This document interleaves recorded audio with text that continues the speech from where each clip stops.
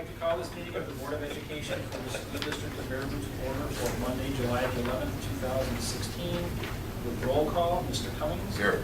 Mr. Coleman is not here. Mr. McNevin. Here. Mr. Meering. Here. Ms. Riley.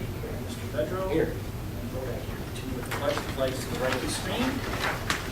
I pledge allegiance to the flag of the United States of America and to the republic for which it stands, one nation, under God, indivisible, with liberty and justice for all.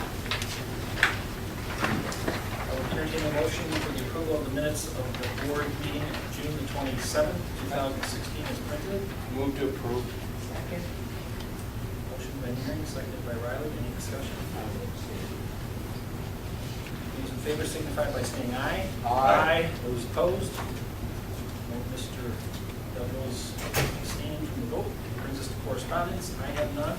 Was not made aware of any other board members with correspondence, and I'm not aware of any administrative correspondence. So thus brings us to public viewpoints. I'm not aware of any forms that were filled out. Is there anyone here for public viewpoint tonight?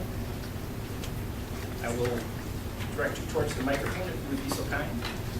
Microphone. I didn't think I need a microphone, but You don't have to. Blast it out. blast it out. Good evening. For those of you that don't know me, I don't think anybody does. Jim Bowers.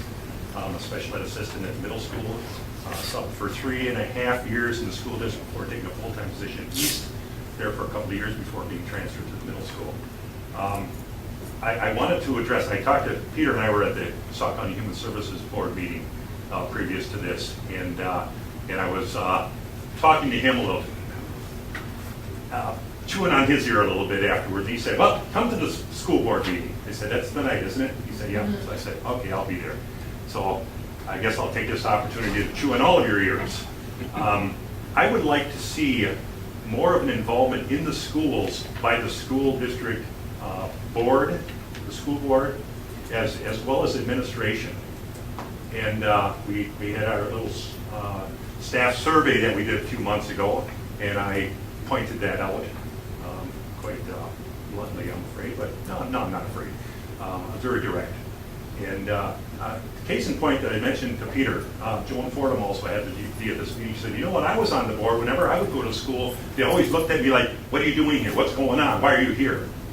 And I thought about that. I thought the case in point that really got me this past year was at the middle school. Christy Feld was honored with the Secondary Educator of the Year award. First time that a middle school teacher had gotten it. It had always been a high school teacher. And we had this staff meeting after school, and I thought, oh, what do we got a staff meeting for? And everybody was supposed to be there, and John's going over, you know, okay, here's, you know, toward the end of the school year, we want to have more vigilance in the halls, we want to have this, we want to do that. And I'm thinking, yeah, you've been saying this in emails, I think we do that. What's going on? Well, then it was announced that Feldy had gotten this award, and all these people, the curtains opened up at the middle school in the auditorium, all these people were there, and for the first time ever, Feldy was speechless. Absolutely, absolutely. Have you ever seen her speechless? One other time. Okay. Okay, Okay, all right. She was speechless, and for a while anyway. You know, but as we went through this ceremony, through this honoring of her, you know, longtime teacher, works with, you know, some of the most vulnerable students in the school. And I looked around, and there wasn't a single school board member at that. Not a single school board member. Lori was there, Danny was there, Jane was there, representing administration. It's kind of funny when Jane left a year ago to take an administrative position, left the middle school, I told her, please don't forget where the middle school is. We're here. You know, you need to have that presence. You need to see what's going on in the school. And she did a wonderful job of showing up every once in a while. On the other hand, school board members, not so good. You're there when you're trying to get a referendum passed. You've got the information out, you're there to talk to people, you're making that presence. But other than that, I can't, like Doug, take that back. I was going to say, I couldn't think of a time, Doug, I remember you being at a teacher appreciation luncheon at East. Thank you very much. But to not be there for Feldy when she got that award, I felt kind of bad. I kind of felt bad for her. I kind of felt bad for the district that we couldn't we couldn't have a school board member there to, shake her hand, slap her on the back, congratulate her? That's huge, just huge. So the reason I'm here, I was talking to Peter and he said, hey, come on down. I want to challenge the school board member to make more of those presents, especially at those celebrations. If Joan's comments were true, that well, when I go there, they're kind of wondering what I'm doing there. These are perfect opportunities for you to be in the school district and interacting with the staff, come early, interact with the students. They need to know who the school board is. So, a few other things to say. I'm gonna let that slide after talking with Peter a little bit. But that's my main message. Well, Jim, I think it stands to be corrected that perhaps not everything is as dire as you've made it out to be. I know many of the board members have participated in many of the ceremonies, especially as many as they're able to. I find this board to be very active in trying to get to those events. Some people cannot make every one of those or even any of those based on where they work. I know I can't speak for everybody, but I know for myself, I've spent a dozen plus days in the middle school in different classrooms. Dave helped coordinate that for me. Lenny spent 1 year helping me coordinate the high school. I spent a dozen days down at Alabama. So I think, these are times that I see all of these board members doing all kinds of things, and because they didn't check in with you doesn't mean that it doesn't get done. Yeah, you don't have to check in with me. I think you'll find that the board's very committed to especially those kind of things. And I appreciate the reminder, but a lot of it does go on. Okay, good. Glad to hear. And we really appreciate what Christy and other teachers have done, and we certainly will try to do whatever we can to honor the efforts of teachers and all of our staff. And so it's okay to have the reminder, and we'll do whatever we can. Okay, thank you. Thank you. Thank you. And for the new administration type people, they don't remember where the schools are too.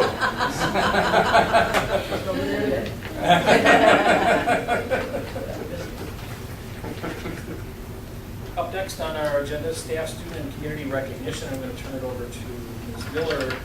Some Yes. people with us tonight. Yes. Ladies, Very come on deserving. up here, SOS. Mr. Lanecamp really was intentional about calling me after the last board meeting. He's like, I really think these ladies deserve some special recognition. And he's out coaching right now, right? So he actually prepared a recognition speech that I'm supposed to read on his behalf. So bear with me, I know. So he's like, tonight we would like to recognize and thank members of the Support Our Sports, or SOS committee, for their many years of dedication and contribution to our athletic programs. The SOS committee has worked annually since 2004 to raise funds for these programs. They organize annual fundraisers such as golf outings, raffles, and community events so our student athletes and coaches could have modern equipment, apparel, and training tools. The amount they raised over the years exceeds $100,000. Right? It's worth a pause. It's like 200,000. Jim's facts are not accurate. Okay. In recent years, it was almost exclusively the work of the ladies here tonight that produced those results. In addition to their work with SOS, these same ladies are actively involved in supporting other sports booster clubs and assisting co-curricular programs and coaches wherever needed. They play a positive, supportive role with every activity they are a part of. As we are nearing a point where none of the committee members will have children in the school system, and with the increased time these individuals give to other support groups, the decision was made to discontinue SOS at the end of the 2015-16 school year. They are leaving behind a legacy of dedication and support for our student athletes that will be incredibly difficult to replace. Thank you, ladies, for the many hours you have given to support our student athletes. And he listed them all here because not all of you could be here tonight, but Pat Boyer, Julie Clem, Michelle Feld, Ashley Deitch, and Kim Meyer. So I have certificates for you, actually.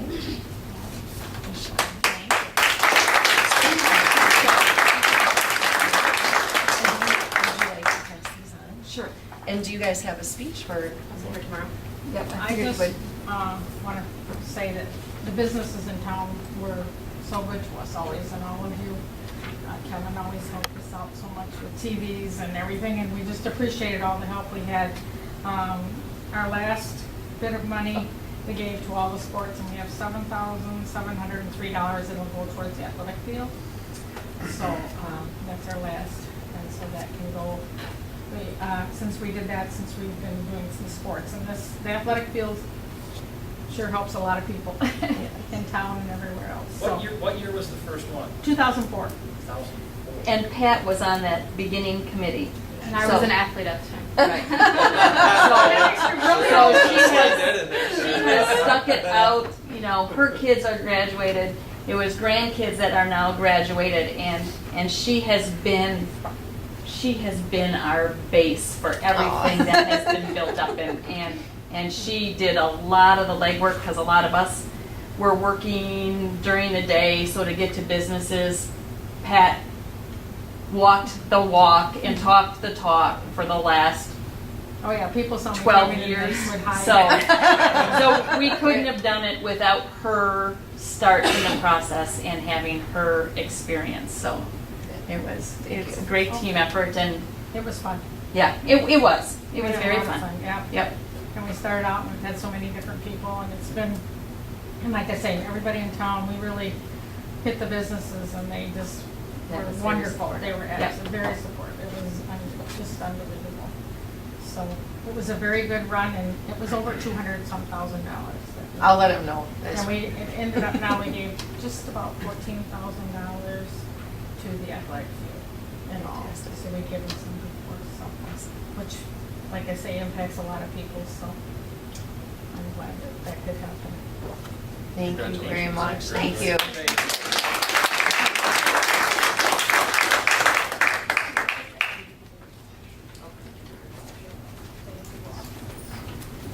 Up next, we have Mr. Pellet to talk to us about the Jack Young Middle School personalized learning devices. Give us an update on that, talk about next year here at the high school. Yep.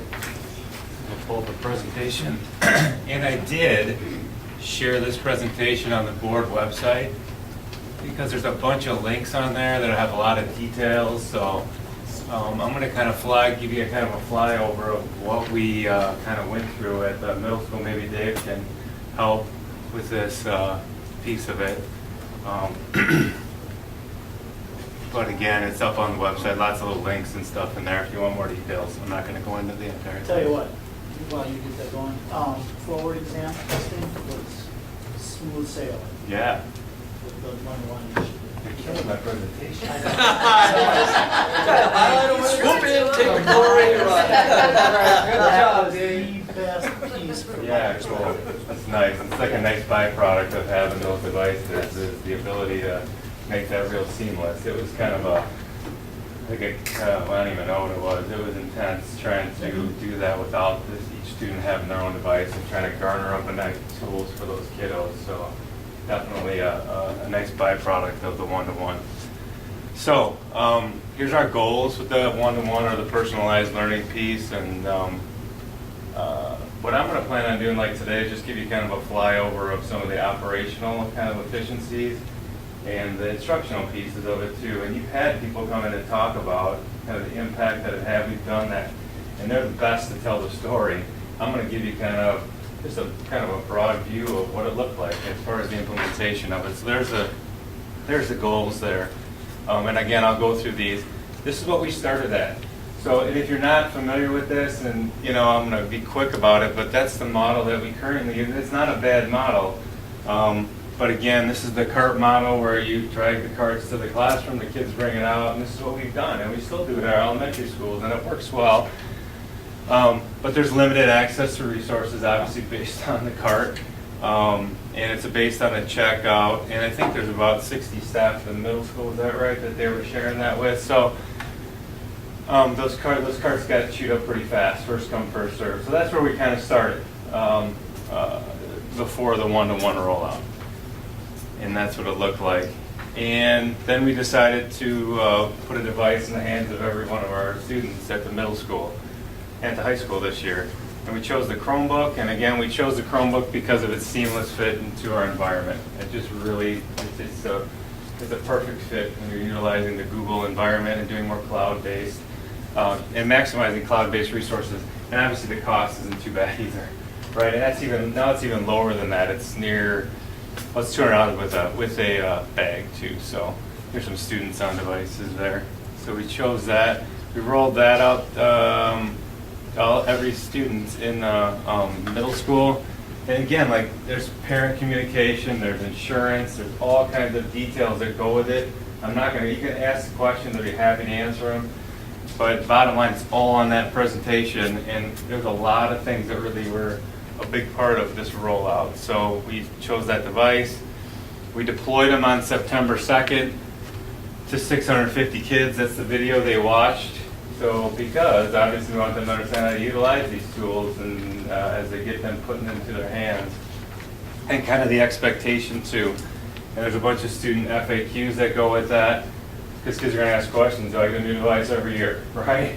Or can I bring it home for the summer, right? There's a lot of things that, and there's just a list of things you can go through, and we're going to do that with the high school. Same deal.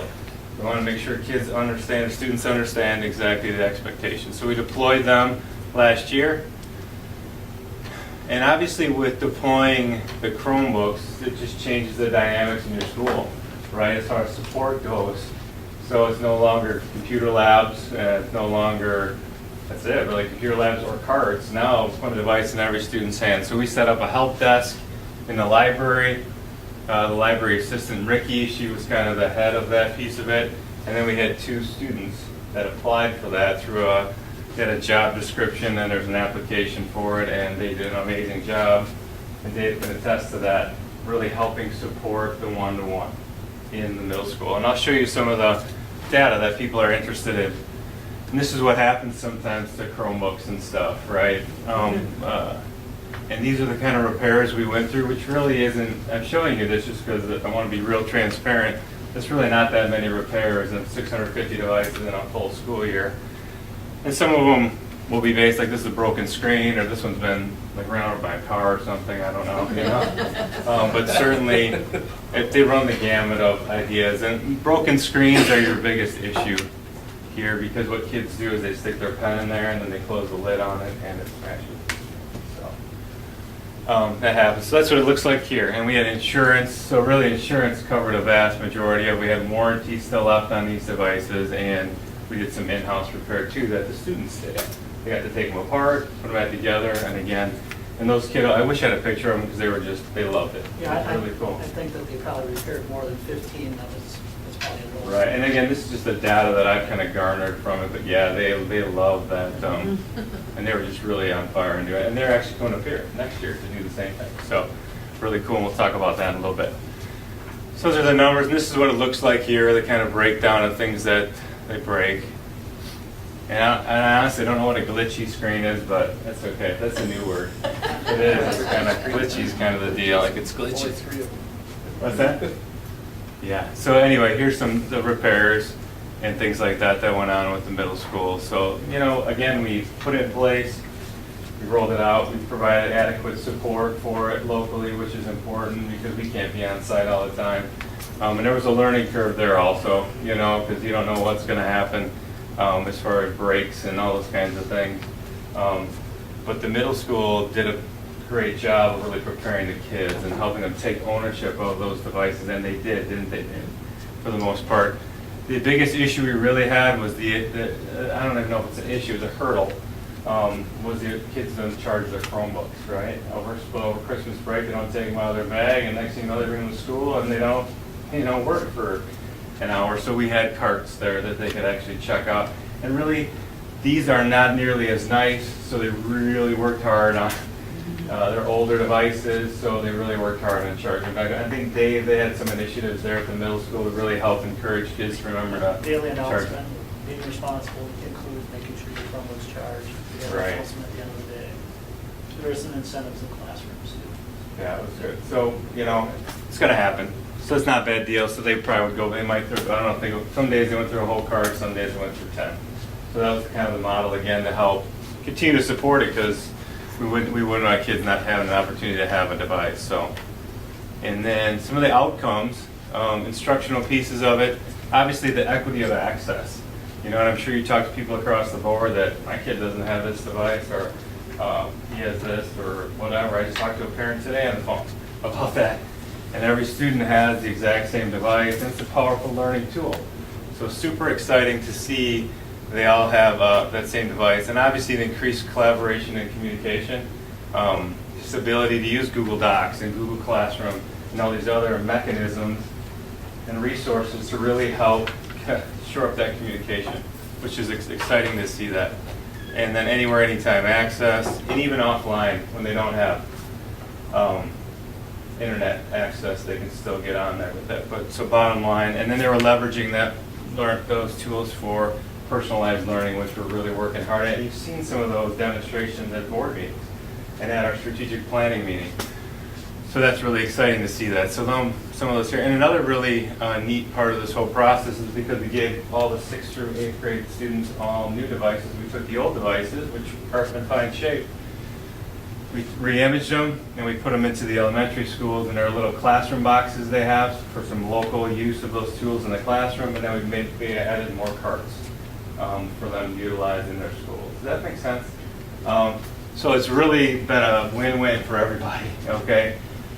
So it's exciting to see that to be able to put those more tools in the hands of kids. Is there a shelf life on that we're creating, even though, we had people using it, now we're re-imaging it, Yeah. redoing it? Is there going to be like, okay, we're still going to have to get the new ones at some point? It's a good question, because what we're trying to do is we're trying to get the most out of the devices themselves.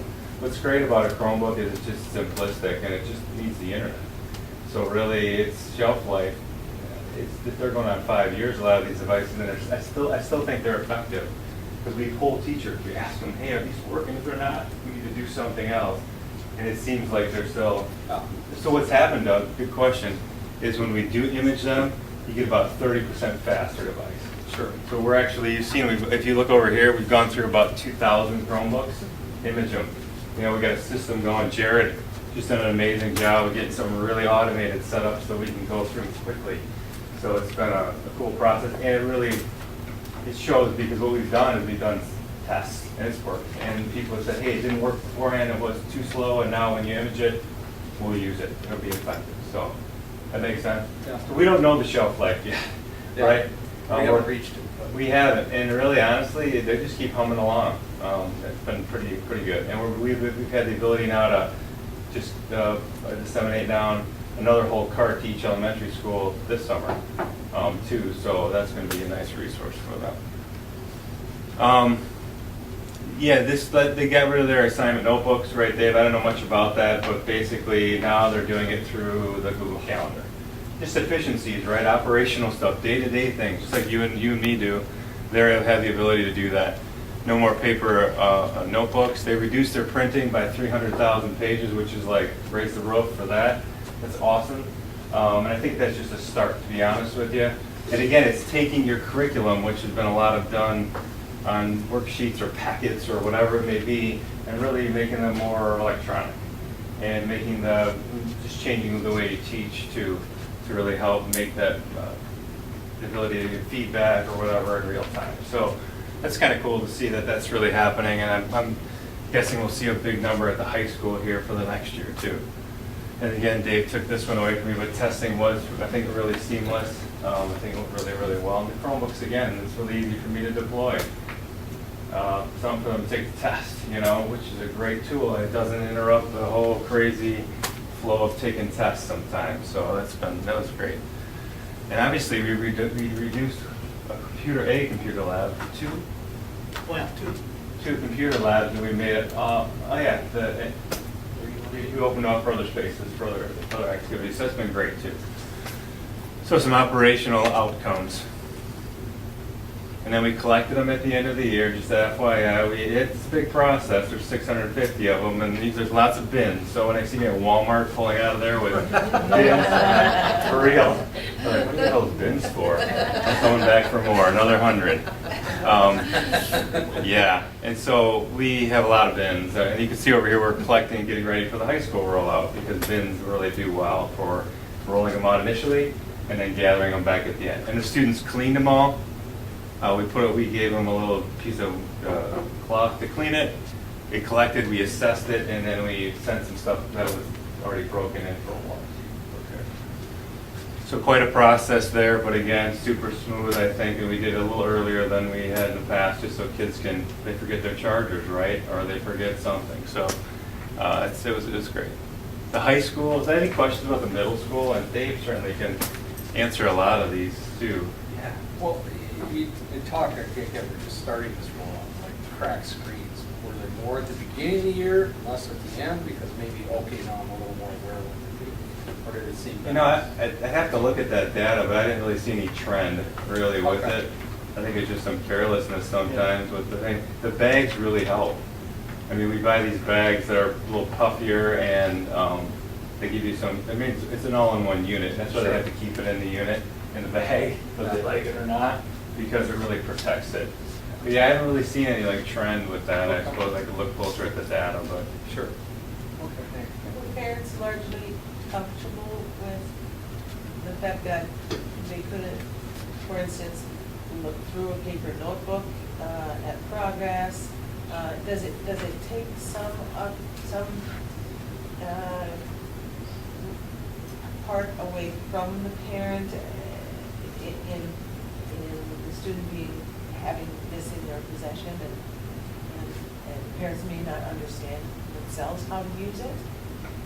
You don't get comments like that Well, from parents? you know, I think that, you know, when we got open house and we had a parent teacher conferences, a lot of that was discussed one-on-one with some of the parents that had concerns with that, and a quick demonstration about what Google Classroom looks like and their access to it. Right. And their access to campus. I think that, yeah, that calmed a lot of the concerns, so. Yeah, I think Infinite Campus is more of the central resource for a lot of these parents. And so they all have access to that. And they can get their grades, right, pretty much in real time there. Absolutely. So I think that's been, And they can check the kid's calendar, the kid shares their calendar with them, they can monitor whether Right. they're putting their assignments in there or not as well, so I mean, So it's I've heard a lot of positive things. Following. gain more than you. Yeah, it seems like it's been pretty positive from what I've heard, so. So for the high school, we're gonna roll that out, and Glenn and I have been talking about doing that, and again, similar to what we did at the middle school, we're gonna do it through the homerooms. There's gonna be video resources that students can have access to and really review and go over, and we're providing more additional professional development for staff to get ready for this thing. I mean, for our district, it just should be a natural fit now, a natural byproduct of what we've already been doing, right? Like, we're ready for this.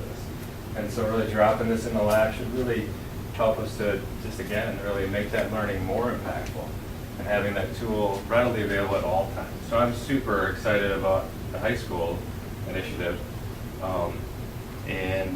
It's just going to be exciting. But we're doing some PD here in the Summer Tech Academy to help again, and we'll continue to do this. It's always changing and growing. We have 5 students that are doing the help desk here, including the 2 from the middle school that have come up to help support it. Obviously, there's 1,000 here, where there was 650 before, and we're doing it again through here. We worked through the process. I think it'll be a little easier for this location just because they have direct access to us, you know, for support. So there's a job description, and they're going to have 40 additional Chromebooks for checkout to help support kids that don't charge or forget their device. That's about it. Anybody have any questions about the rollout? Yeah, thank you for the work that your team is doing. It's really making a difference on instruction for students. Thank you.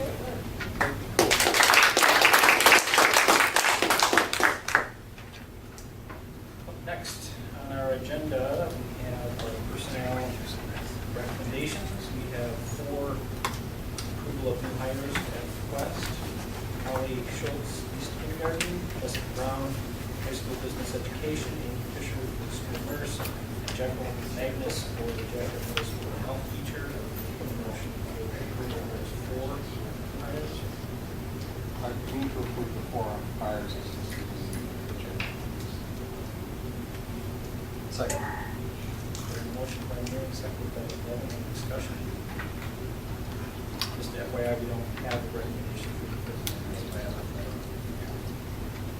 Hearing none, those in favor, please signify by saying aye. Aye. Those opposed? Motion carried. Congratulations to new hires. Brings us then to new business.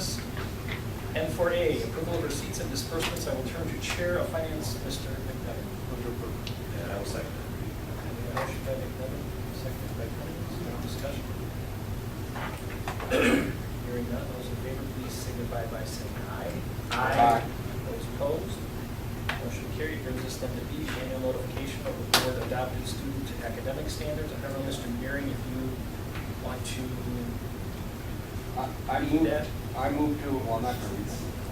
Lead, not read. They just said read. Okay. That's okay, yeah. No, I move to approve the annual notification of the student academic standards as it's listed in the board packet, which included our previous 2 resolutions that we approved unanimously to meet the state statutes. I'll second that.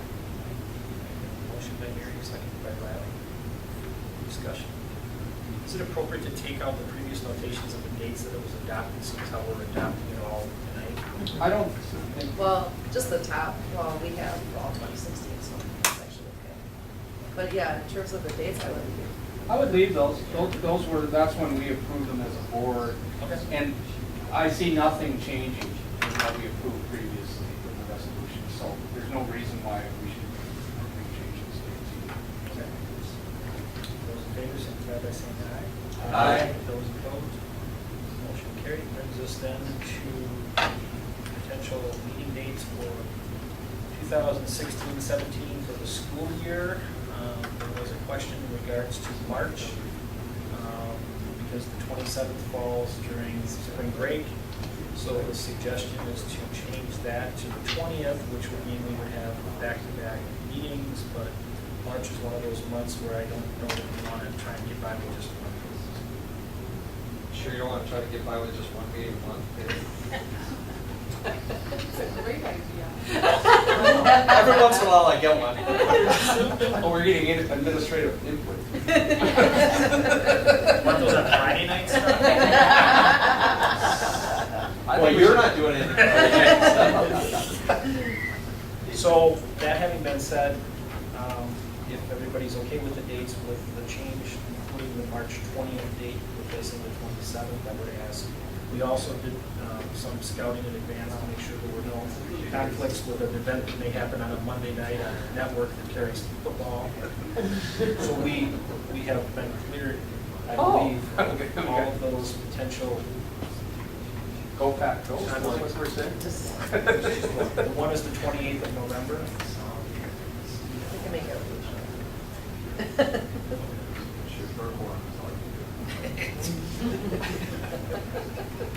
Any further discussion?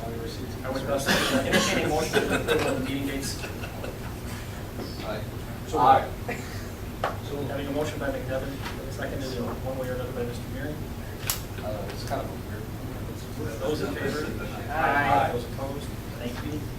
Brings us then to D, the discussion and possible action for the 2016-17 Kids Stop program, where we have Nick and Pat Pat. Gavin is also here to discuss this topic. Yeah, we just wanted to bring this to, bring it to the board for possible discussion, and maybe a board decision.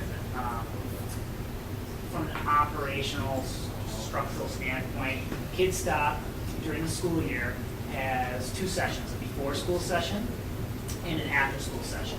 And during the before-school session, we operate out of 2 sites, the east site and the GLW site.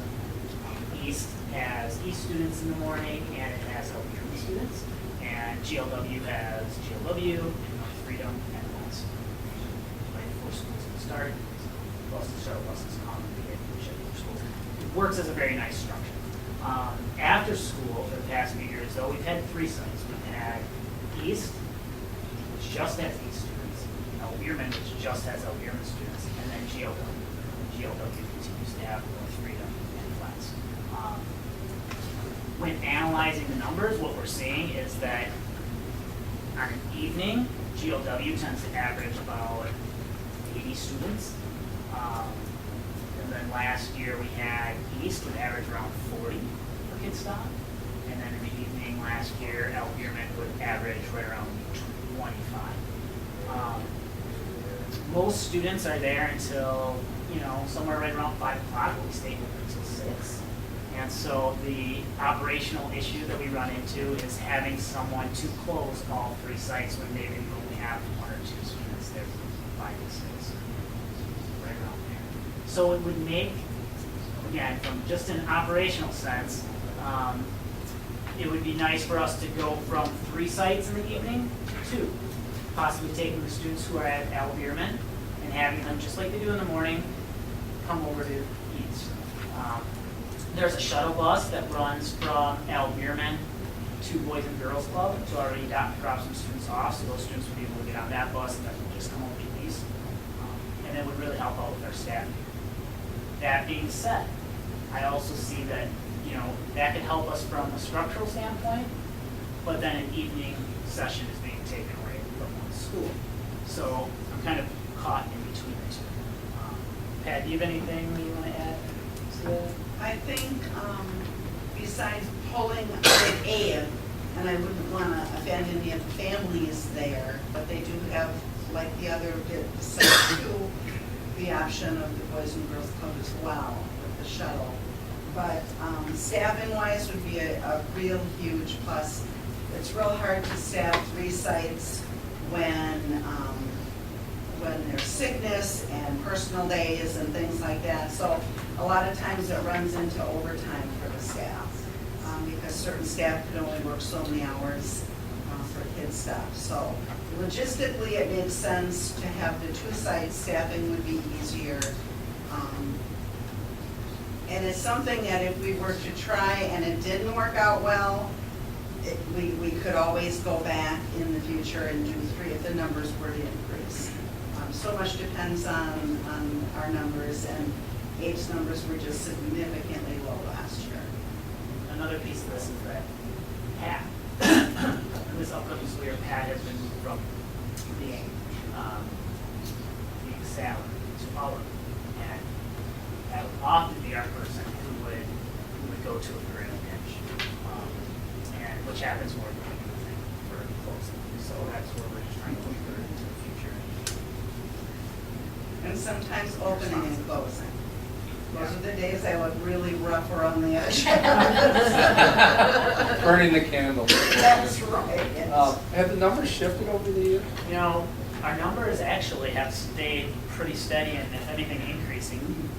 The Al Bierman site is a little bit of an anomaly though, and when I looked into it, I think that what's happening is Boys and Girls Club is pulling a lot of Al Bierman students. I know Mr. B does a great job of promoting over there. Oh, sure. When I talked to the bus company, he said they're averaging 35 students a night from Al Bierman that are coming over to Boys and Girls Club, so Yeah. they're doing a great job with those students. Versus GLW is utilized by 3. Are we getting that many North Freedom students? Yeah. Yeah, the biggie is west. We probably get close to 20 little ones off the bus at night. And then North Freedom, we can get as many as a dozen, 12 to 14. Okay. And I don't mind that they go to Boys and Girls Club, we just want them to have someone to go. And Oh, yeah. want them to be there. Well, we're the same way. It's great. It's good to have someplace for the kids to be after school. So Nick, to help the board out, can you state like a recommendation from you and Pat, knowing that if you're looking at the operational piece? Absolutely. We're just looking at the operational piece and we completely understand the board feels differently. We would like to go from 3 evening sites, East, GLW, and Al Bierman, for next school year down to 2, which would be East and GLW, with the Al Bierman students. Second. Do you see any hardship on parents who might be better able to pick kids up at Abe than having to go to East, or those kids are all taking the bus? No, they're not taking the bus. I don't know that. They need and to be the picked answer up. is yes. The answer is yes. And we could have some parents who have transportation to walk over. So, yes. Was there any communication or survey done at the end of the year to not only the Al Bierman location, but to the rest of the end of the year to try and gauge what your enrollment's going to be for the fall? I guess my point is that if we abide by your recommendations and we pull a program from Al Bierman, is that going to appear out of the blue to those parents, number one? And I know John would certainly work with everybody down there to get the word out, but, you know, it's middle of July. We would work to get a registration and see if the county can help us. They will communicate with us as soon as possible. And what I'm hearing from you, Pat, is this is something we would monitor, and if we felt that we need to reinstate that aid, we would. Exactly, exactly. And since I'm housed at Abe, I would continue to stay there.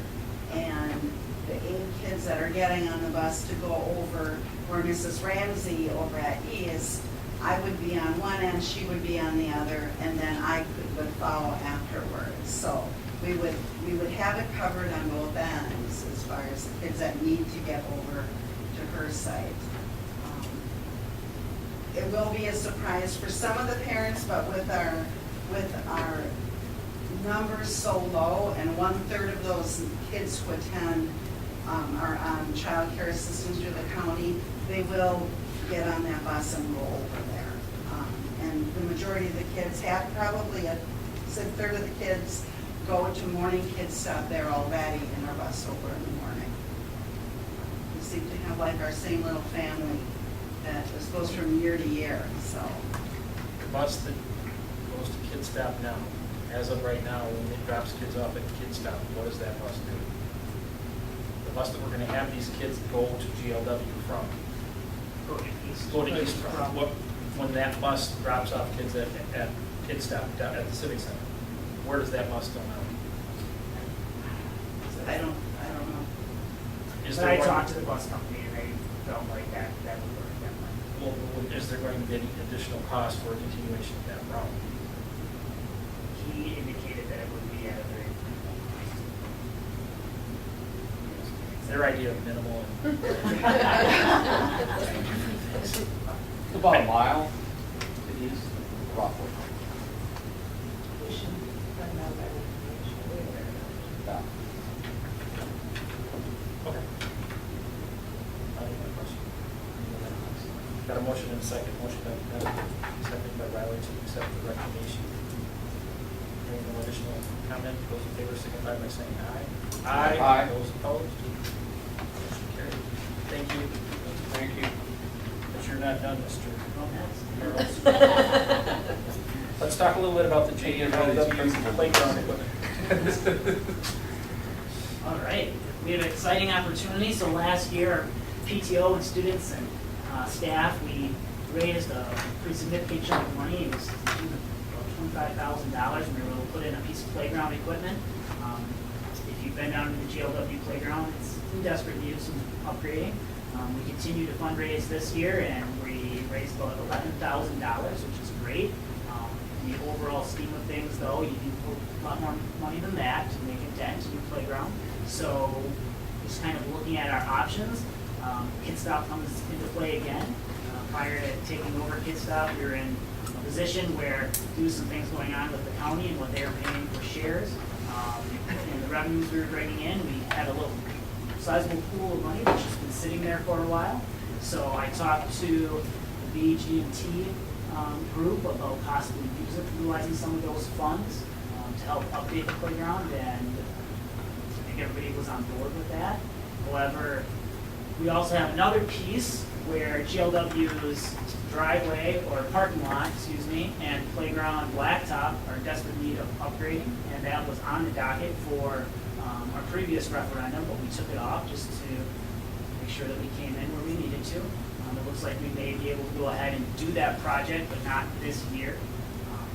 So what we're possibly looking at doing, and this is more just to update the board, is not this upcoming school year, but the following school year, redoing, if we do finalize it, we're going to redo GLW's playground blacktop and parking lot blacktop. At that same time, we would also look for a project to upgrade a piece of our playground.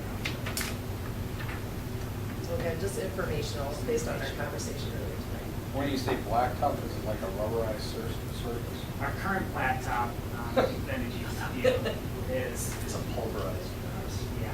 Yeah. It's really, and the other piece of that is part of it is due to drainage issues that we have, water continuing coming down to the playground, freezing, thawing. Oh, sure. So along with just updating the blacktop, so the drain tile and things that we look for there. So, and it makes sense to do all these projects. And those funds, at least for the parking lot, blacktop, those funds are actually still left from the previous referendum, were allocated, delayed, and now could be used. And you're probably looking at it June next year. You know, when you say next school year, some people think, well, what month is that? But it would be before the start of next school year. So again, it's great to prepare for the more people are doing this. Are they going to continue doing some fundraisers? Well, we'll see. You can only do them for so long before you start to get fundraising fatigue. Yeah, so you may take a break from a little Every bit, year but brings a fresh set of faces. It's going to be energizing though when I get to come back to them and let them know about the potential for this plan. It's going to show that their hard work is really paying off. And I think that exciting the students will be too. The transport team will be able to have a real highlight at the end of next school year. Let's take credit. The new principal will. Any other questions? Thank you.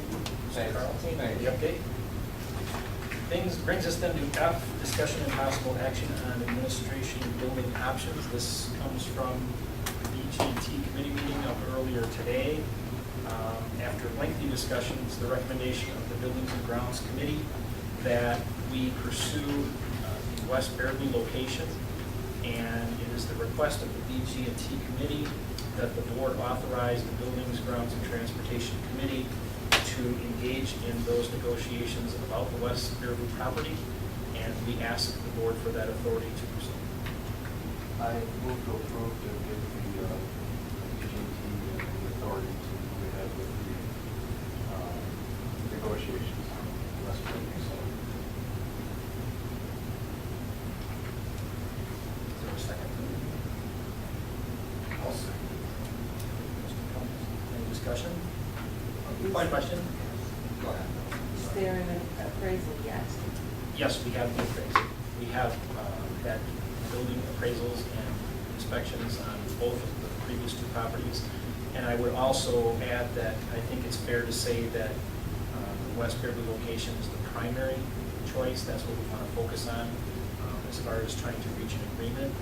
I don't think that that in any way indicates that is our only choice moving forward. But you know, it's going to get to a point where we may decide this is what we want to do, and the building may not be available, or buildings may not be available. So I think that it's important for us to move forward in relation to the appraisal. The appraisal was paid for by the district. That number at this point is our number for utilizing some negotiation tactics. So yes, we do have the appraisal back, and that is something that the committee will certainly consider moving forward with negotiations. My understanding that is also that at a later date, should the board determine that BG&T agree that there's an opportunity and a further referendum to build out in the spaces on campus of the high school, middle school, a permanent administration building that is building related. So There's nothing that would prohibit the building from being sold by any board, including this one or what the future board is. There was some consideration that is in the village of West Baraboo. Well, the village of West Baraboo is part of the Baraboo School District. So, for those to say, well, why would you put it in the village of West Baraboo? Number one, the village of West Baraboo would love to have us. And two, they're part of the school district just as well as a number of other locales, whether it be downtown or wherever. And go ahead. No, the point of clarification on that, the committee is just trying to reach an agreed upon offer accepted price, Correct. because you then have to take it to the public. Correct. And you can't go to the public unless you have a determined parcel price, and it's all going to be set for the resolution, correct? Correct. Yes. Because you can't go and ask for permission and not have enough, and then start negotiating, because it doesn't work that way.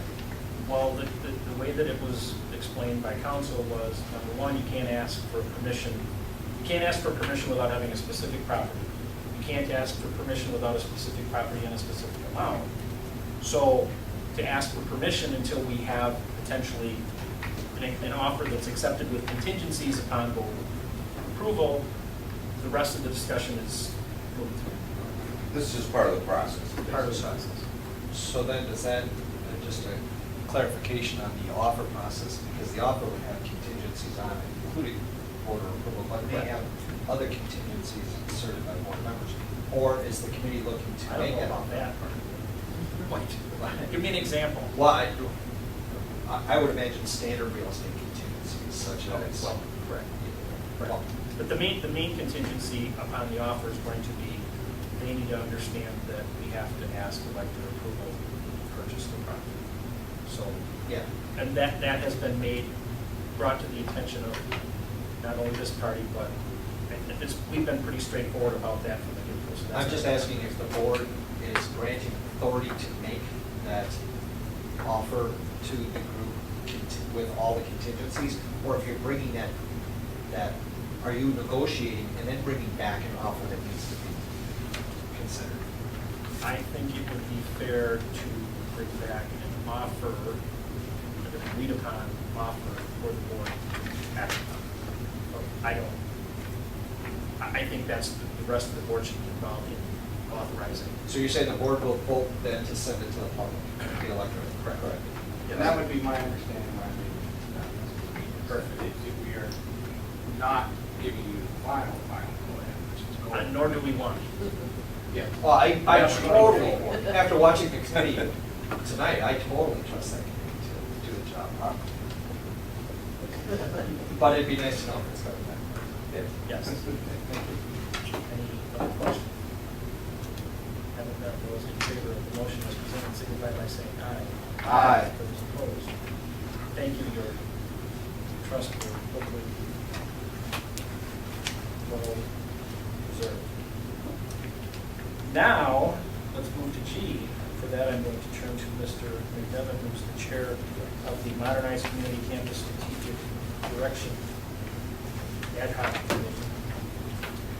And I have been assured that this presentation of slides is less than 20 minutes. He's got to finish in 7 if he said we're finishing. I did anticipate the delay tactics of Mr. Caro. And I know that I cut him off. The committee met and went through, it's kind of a reminder of the process that we've gone through, is we set out the scope and sequence of the projects that need to get done, and we laid out an ambitious goal for this building to address our modernized, we wanted to modernize our campus, we wanted to take care of repairs and maintenance, and we wanted to improve co-curriculars. So we kind of set out an ambitious goal. We went through that delivery process and came up with a survey and got the feedback in the survey. And quite honestly, the committee was very surprised and very excited about the level of support. But we saw in the data that we were ambitious with our needs to get accomplished this first go around. We've always said that this modernized community campus is a 10, 15, 20-year progress. It's just a process. It's always ongoing. So when we discovered that the full amount that was proposed was going to be met with some concern, the committee rightfully backed up and said, okay, well, let's not get it all done. Let's go for the areas that we saw the most support. We saw the most support in the survey across all groups with the improvement of our classrooms, our Phi-Ed, our Tech Ed, our family consumer ed areas, and so that the development of that career wing and the remodel and expansion of that is very important. We saw strong support for the improvement and expansion of our cafeteria, going from 3 lunches that start early and very late in the day to get it down to 2 lunches requires that expansion and making it the proper size. We also saw strong support in improving our library and along with that, is our student services. And finally, big support for the HVAC system. We've got a 1960s, we've got a 1990s, one steam boiler, one's hot water system, to pull them both out and make energy efficient. We learned a couple of things, that it's not easy just to take a line and carve and take scissors and markers and just change things. Because obviously when we looked into the original plan, it had a bigger co-curricular space, and with that being delayed, there was a pre-function hall that was going to lead to that, and that's no longer necessary because it would lead to nowhere. And that pre-function hall was going to be a dual use. It would be kind of an entrance to that co-curricular space, but it also be an expansion of the cafeteria. Well, when you don't do that, you don't build a hall to nowhere. So what we had to do is sit down and kind of take a look at the redesign. If you've got physical education expansion, you don't stick it way out on the other end of the building where it's nowhere near physical education. So there's been some changes that you'll see and some redesign. And then probably the one thing that the committee recommended that is going to be new to everybody here, and that is the introduction of sprinkler systems. We're right at the cusp, Bob, is that fair to say, as to what would have to happen as far as whether or not we could make it through the review process with the state and get away without sprinklering. But the thing is, we're tearing the ceilings apart in just about the entire building with new HVAC systems. So the time to drop in sprinklers is now. And that's at a cost of $650,000, and that's a new number to us. But the idea is if you ever had to do it in the future, it's done. Well, it's crazy not to do it right and do it now. So with that, I'm going to turn over to Bob, because I don't want to steal his thunder like Dave did. Again, Bob Weiger from Upstate New York Architects. As Sean kind of set the table for us, the scope of work that we're talking about, creating the modernized campus, the classroom expansions for tech ed, base, and physical education, renovating the cafeteria and student commons, and Sean talked a little bit about how we were going to expand that. I'll show you that in the plan as well, but we're also looking at the kitchen area and taking over that space and utilizing that for cafeteria as well. The library and student services, so this space and the space over to the west, and then the last thing that Sean had talked about was relative to the HVAC and the fire sprinklers. So I've got some cheat sheet notes if you ask me any questions about square footage that I might have. The other thing, as we look at these plans, you don't necessarily see the space below on some of these, so I've got a sheet here that just again is a cheat sheet for myself. Can we back up? Oh, yeah. There's a big There's a big piece. number right Big there. piece right there. So, gloss completely over. So the scope of work that we're talking about adds up to the 21,950. And the number we tested with the survey, total number was 36 to 37. 35 to 37. 35 to 37 million was the number we tested. And that was the one that gave people pause to say, I really like everything you're doing, is what we were hearing, but this is a big number right here. We said, well, okay, then let's figure out what you really like us to do, focus on that, and make the number smaller. So I think the committee was really responsive to be aggressive about coming in with a number that's palatable to everybody. Sorry. No, that's okay. I'm just going to keep I was doing all it. excited about the scope. I know, but this is the first time the group has seen the number. Right. And so when we've been talking 35 to 37 million for so long throughout the whole process, and until you do the survey, you don't understand the level of support of the public. And we've said all along that we have to survey the stakeholders and understand their level of support and listen to them. And we've said from day one, you got to listen to the survey. And so I think this is being very responsive to that survey. Which is really no different than the last time. Right. Hearing what the community had to say and responding to that. So what does that scope of work look like in the plans? So Sean talked a little bit about the shuffling of spaces and how we could make that work. I'm going to start kind of at the front entry and work around the building. So when we talk about expanding the cafeteria, what we're looking at doing is expanding to the east as well So all of the orange that you see is new construction. The dark blue is a heavy renovation, and then the light blue is a light renovation. So basically what we're doing to expand the commons and the cafeteria is taking over this entire space and also relocating the kitchen where your face rooms are right now. So once we do that, now we've got to replace those rooms. So what we're doing is as we keep moving to the to the west, we're looking at adding face on as an addition. So we're replacing those rooms that the kitchen would now go into. All right?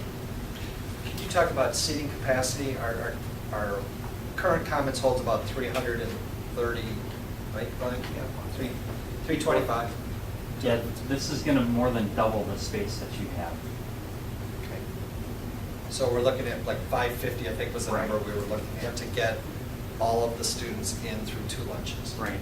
Yeah, so the commons that you have right now, I believe is about 5,000 square feet, a little bit more than 5,000 square feet. This space over here is around 3,000, and we're adding, within this space, there's about another 3,000. So we're more than doubling the space that you have. And like I said, that space then, where the kitchen is, gets moved into the face area. Okay, so as we keep moving, again with the face, what we're looking at in this area, Can you explain the entryway then, based on that expanded commons? Sure. So part of this, the other important thing Sean talked about was the sprinkler system.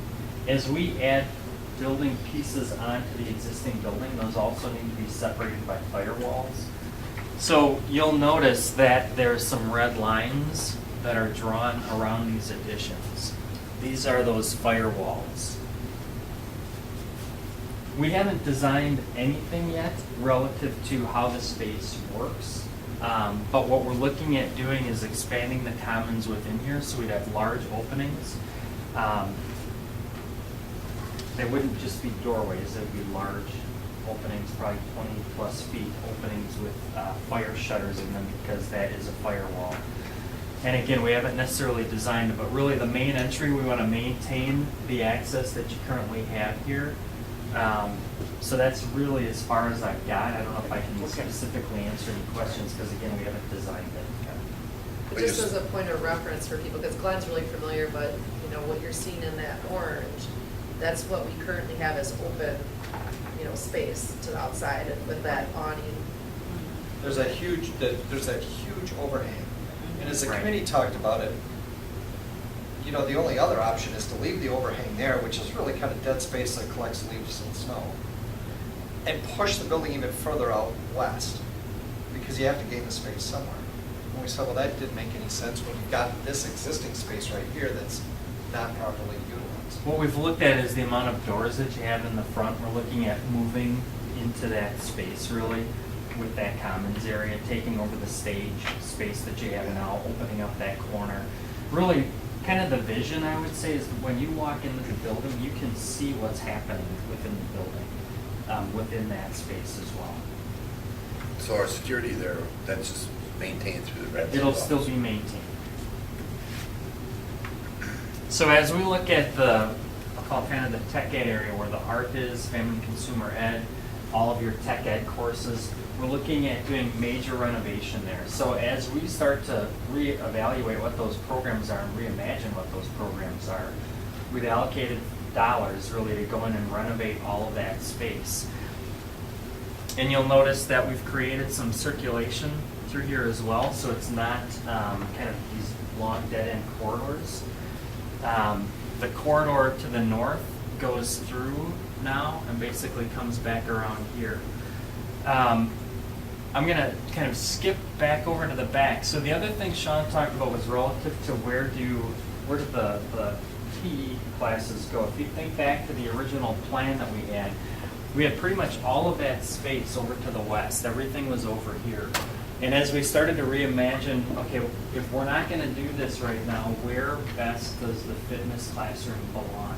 And it really belongs back where the gym is and the locker rooms and things like that. So we started to look at moving that back there, and that's really this chunk of space that you're going to see. And again, we are reimagining the space that you currently have in this area as well. So the nice thing about that is, again, it allows us to take this corridor, connect it through, so now we are able to move around rather than having some dead-end spaces as we move through. Because of that, though, with the receiving, there is a small receiving area over here, but you also have some receiving in the back. We needed to relocate that. Looking at how best to get around the building, it made sense to move that to this location. And again, if we think about future additions that may or may not happen, we wanted to make sure that we were accommodating anything in the future. So the way that that is set up, the overhead door is here. We still have vehicle circulation that can get back here. The other thing relative to the addition was circulation back to the football field and the track, both for, I believe it was for handicap parking as well as back there along with pedestrians. So as we looked at the additions, you'll notice that this gray area is still a walk area to gain access to the track and the football field. We are proposing renovation of the existing locker rooms as well, the student services that we talked about, and then the library. Any questions on the first floor? How many parking spots are we using here? That's a good question. I don't have those numbers, but I believe, and I cropped out the rest of the site plan. We have looked at, we don't want to lose any. There are some right along the existing There are road some, right now. right. Yeah, I believe there's a whole nother row here.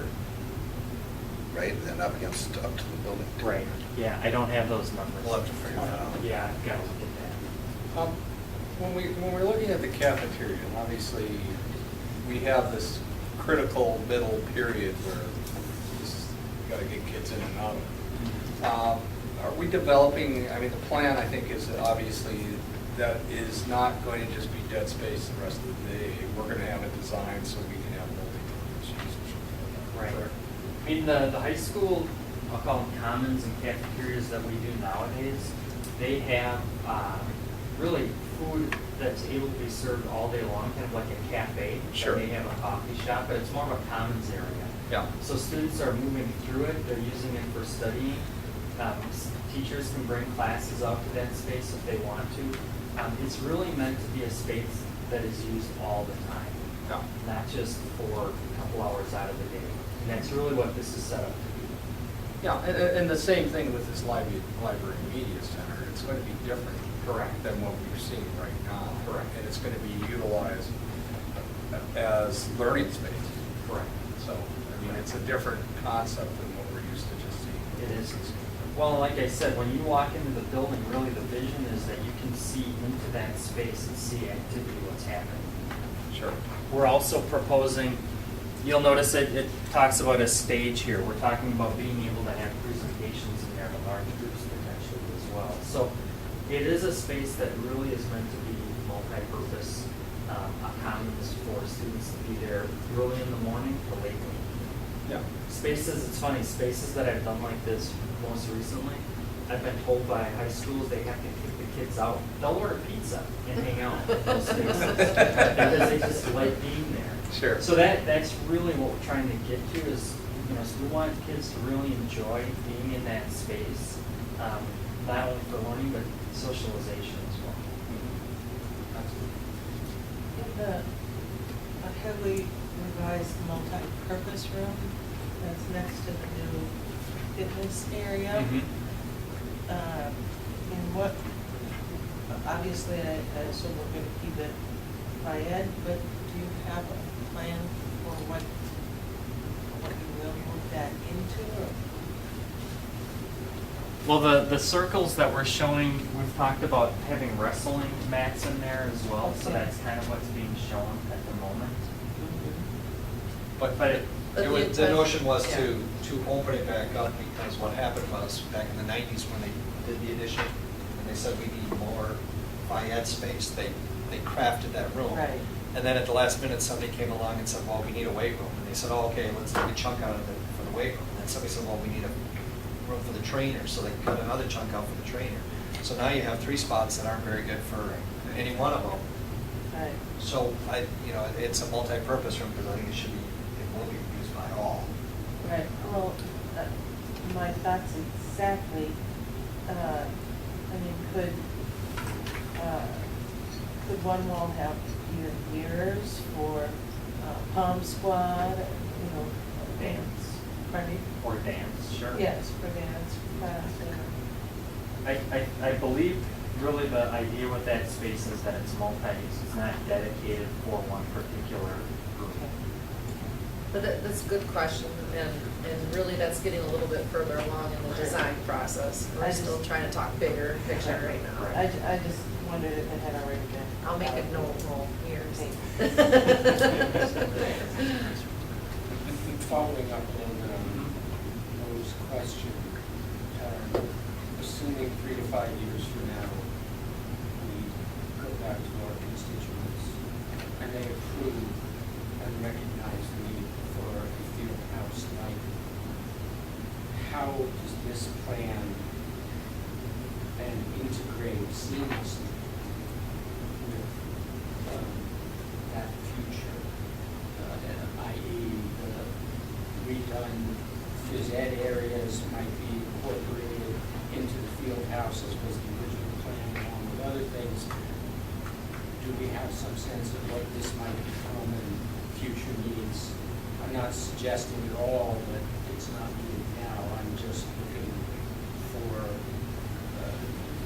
that thought has been given for how those would fit together. Do you mean these spaces or how? No, if like a future, if we wanted to put on an additional need, something to take care of our co-curricular needs, the question is, have we allowed for the flow of the building to accommodate that? Yes. Yeah. That was one thing we wanted to make sure as we started to lay this out, we made sure that we looked at what we had previously and that we didn't get ourselves into a spot that you were okay. It's very important. Yep. Well, for example, the corridors, you have corridors in the front, the front and the back of the building that feed to that west side. Yep, these still can come through to that space that you're talking about, and that pre-function space that we talked about. This addition doesn't preclude that from happening in the future. It could actually support it potentially better. Right, that would be ideal. How much square footage is in that fitness classroom? In the fitness, you're talking about both of these? Yes, So let me flip let me flip to the second floor. Okay. Um, I'll have to answer that question. Okay. So this footprint, it says 5,000, there's about 5,000 below. So it's about 10,900 plus or minus total. So it's a two-story. It is. When you look at that elevation back there, the loading dock it's between floors.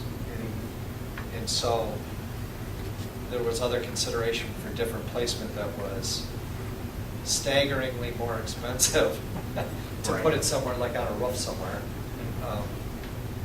But that's why. Right. And that would look out over Correct. So being that this is kind of tucked back in a corner, I'll say, by itself on the second floor, we are providing an elevator at that location as well, which is what this is indicating off to the side here. Now, does that tie into the existing gym somehow? It does. There's, from down below, let me go back. So from down below, there is that corridor that comes through here. On the second floor, it does connect up to the stairs that are in the back as well at the balcony.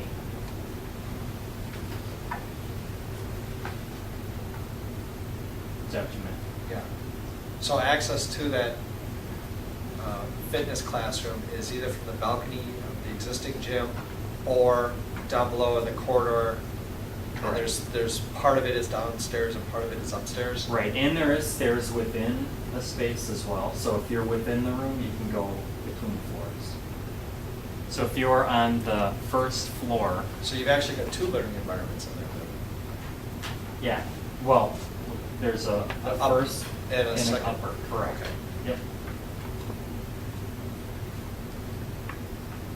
Yeah, because down below we've got team training, toilets, there's laundry, there's kind of a lower fitness classroom area, and then most of it'll be up on the upper level, the second floor.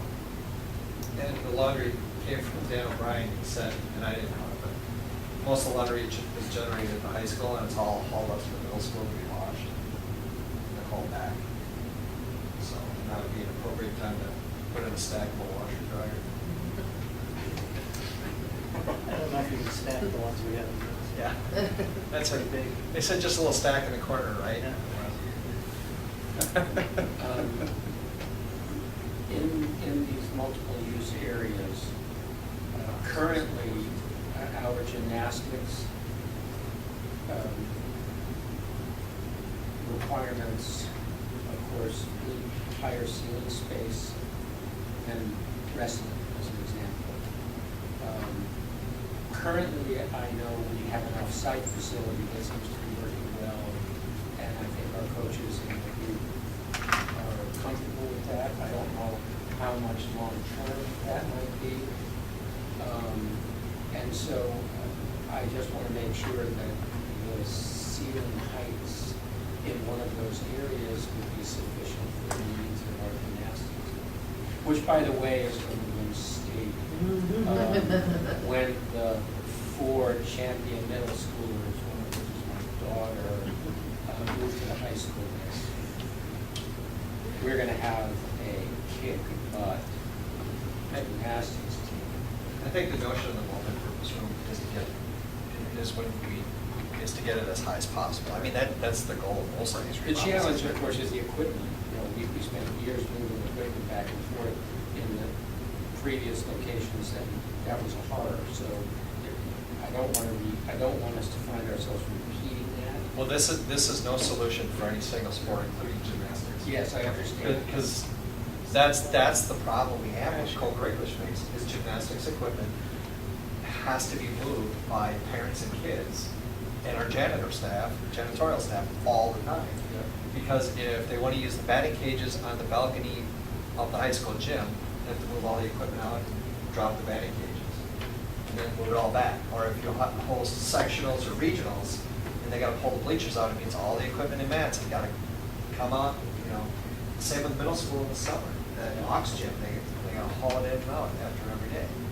It's ridiculous. But that being said, none of these spaces have the word gymnastics on it, because That's not- if you put all the gymnastics equipment in there, then that makes it a single purpose space. And then it doesn't solve any of our, this doesn't solve any of our co-curricular problems. Other than the Phi-Ed classrooms, and the Phi-Ed time that they need, the space they need for the curriculum is improved dramatically.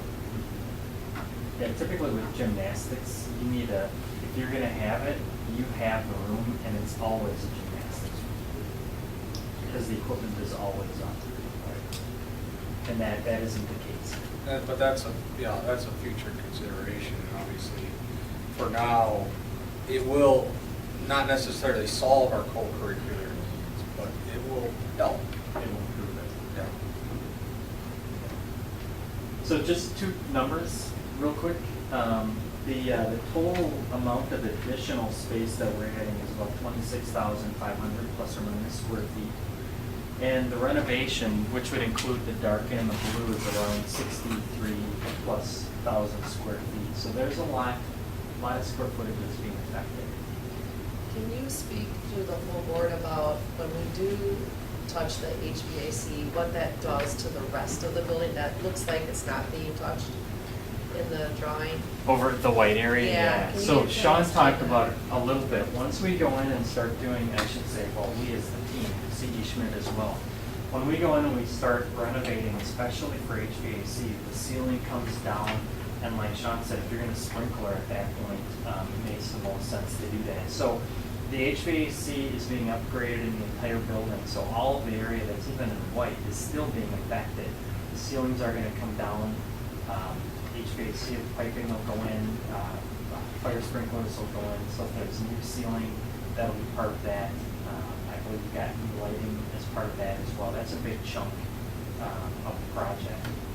And the building, I believe, is around 200 plus or minus thousand square feet, so there's a lot of area being affected. So, right, even though those areas aren't in light blue, they are being affected. In the future, especially when we share this with the community, I think the point is that they need to recognize there's a tremendous amount of work, so you might even want to have a lighter shade of blue running through all of that to indicate the significant aspects of the issue. Yeah, and that'll really all be in the messaging, as far as the scope of work that's included. A lot of, if you think about the last time, for instance, as well, and what goes out to the community, we don't have, everything wasn't in full color, so we've got to figure out the best way to communicate it. So that will be something that we'll have to, again, figure out how to do that. Well, I mean, obviously, the public obviously very much supported a repair and revitalization of our facilities. And our boilers it scares me. The thought that, that we can go through a year and something that thing could go, an extremely serious situation financially and facility-wise if that would ever go like in the winter. And but one of the things that when we start talking about messaging and we say energy efficient, I'd like to know what that actually means. I mean, how much energy are we going to save on a year-to-year basis on the BTUs? And obviously, those numbers will change, obviously, as the price of oil or gas or whatever goes up or down. Yeah, and it's really not the cost that we look at, it's the usage. Yeah. The other thing though to remember is that now you're going to be air conditioning the facility. So even though you may be saving with more efficient equipment, sure, from an operational standpoint, your equipment would be operating more than it did before. Well, we have a higher utilization rate as a result of what we're doing here. So I mean, we're able to utilize these facilities in ways that we couldn't do. Right. I'm just saying from an energy usage Sure. standpoint, it may not be much different than. No, what we have. you're right. But you have a maintenance guy that is very excited by the notion of not having to maintain that. Right, well, and when you have steam and hot water, the Sure. separate system is just. it's not Yeah. good. It's not very good. It's here. Thank you.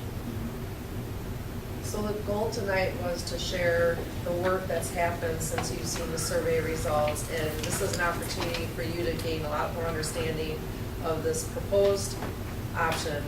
And remember that if we're going to referendum in November, we'll want to come to some kind of consensus as a board. Is this the plan, or is there still some tweaking by probably August, our August 8th board meeting?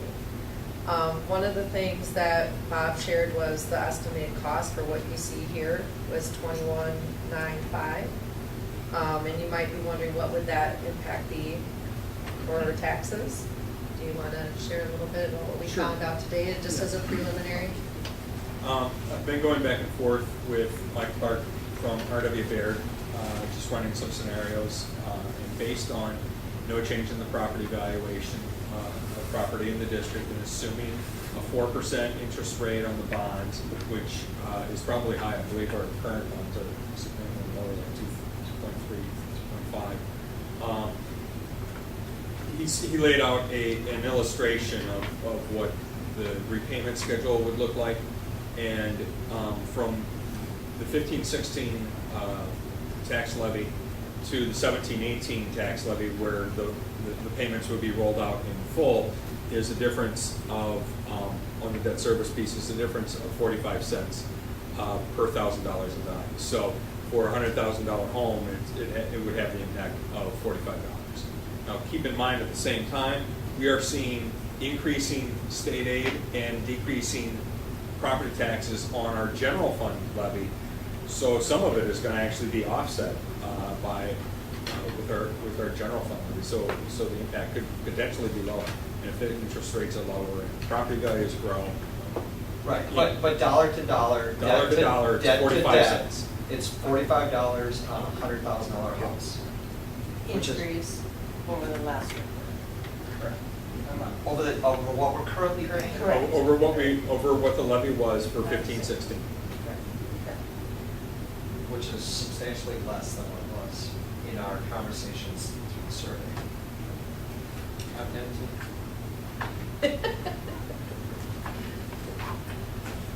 And especially the substantially less.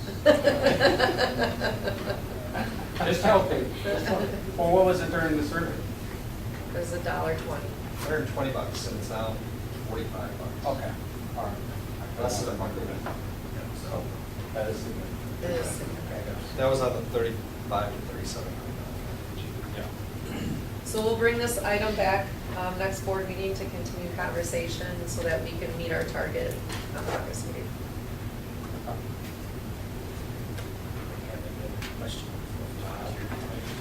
Sean, appreciate it over here. Yeah, I do too. No, I mean, Kevin and Ed and Mike, I mean, they put in a lot of time and effort. It's a tremendous part from the time in which we started with the first referendum and to see the process moving forward. And I think our community will understand and respect that. I think it's a great plan, 3 to 5 to 7 years for the next piece. Now, And this deals with all of the additional issues that have been on hold in terms of all of maintenance issues, concerns, boilers, et cetera, et cetera. deals with a lot. It deals with a lot. There's a lot of bang for the buck. Yeah. Now, you've got, what, 4 weeks to design and 6 weeks to build, right? After you give me like, There's a caveat. All right. Thank you, Bob. Thanks, Bob. If there are no further questions, I would entertain a motion to adjourn. Second. Those in favor? Aye. Those